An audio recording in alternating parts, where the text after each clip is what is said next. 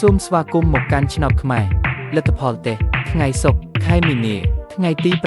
6 Chief Channel ចូលចិត្តនិងចែករំលែកវីដេអូសូមអរគុណសម្រាប់ការទស្សនា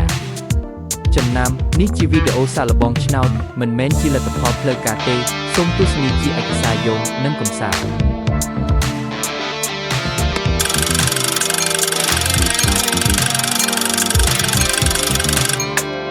រង្វាន់ទី1 8 6 0 7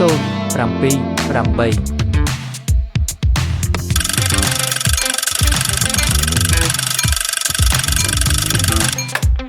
រង្វាន់ទី2 7 5 1 2 1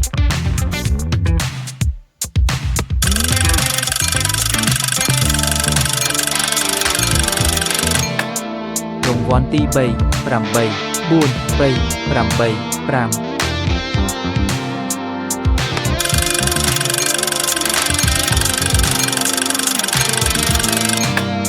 រង្វាន់ទី4 6 0 1 0 7រង្